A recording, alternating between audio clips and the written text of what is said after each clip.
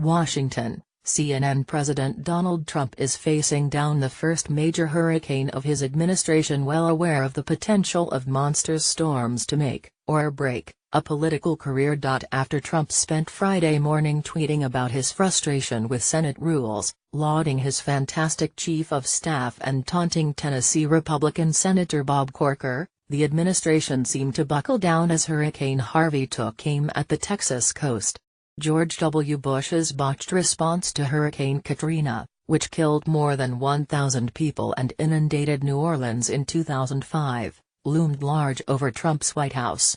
"It's not just on my mind, but it's on the mind of all the emergency managers in our community," White House Homeland Security Advisor Tom Bossert said of Katrina during a press briefing. He insisted the government's ability to respond to storms has improved since Katrina and said Trump is fully engaged in preparations as he heads to Camp David for the weekend. Bossert said Trump is worried about all Americans in the storm's path, regardless of whether they voted for the president. "This is right up President Trump's alley," Bossert said. "Not only has he shown leadership here, but his entire focus has been on making America great again." Harvey provides an opportunity for Trump early in his tumultuous presidency. A strong, even-handed and coordinated response from federal, state and local officials could give the president a chance to demonstrate leadership skills.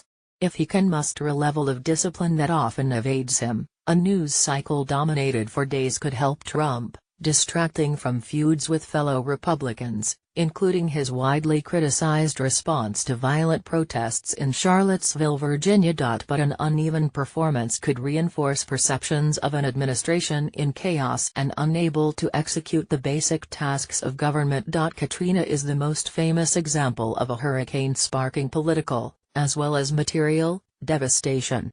Bush's distracted response inflicted a blow from which his presidency, already reeling from the insurgency in Iraq and the failure of Social Security reform, never recovered. Just as Katrina was more than a hurricane, its impact was more than physical destruction, Bush wrote in his memoir Decision Points. "It eroded citizens' trust in their government. It exacerbated divisions in our own society and politics. And it cast a cloud over my second term."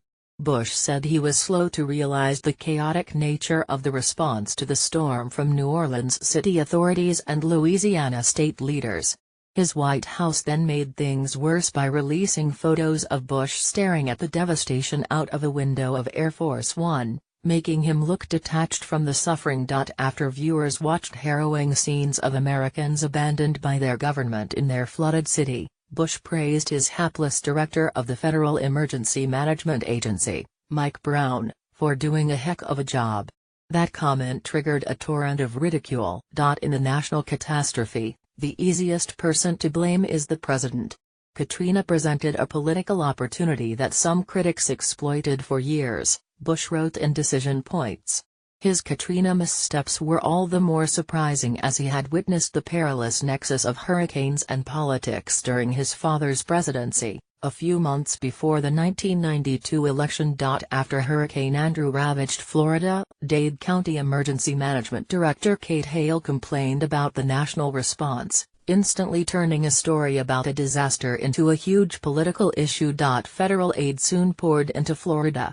George H. W. Bush visited and then delivered an Oval Office address on the storm. Even though polls showed a majority of Floridians approved of Bush's management of Andrew and he went on to win the state, suggestions that he was slow to react were fuel for Bill Clinton's narrative that he was not focused on domestic issues.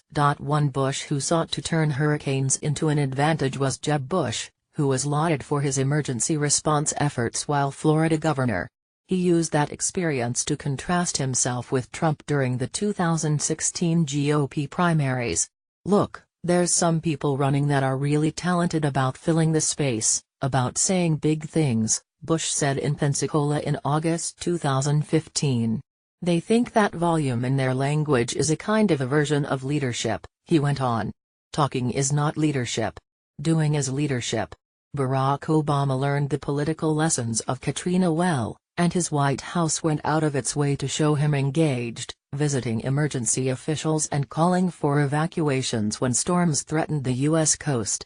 When Hurricane Sandy roared across the East Coast in a classic October surprise, Obama flexed leadership skills and empathy just over a week before the 2012 election. Trump, who had yet to officially launch his political career, was already alert to the political consequence.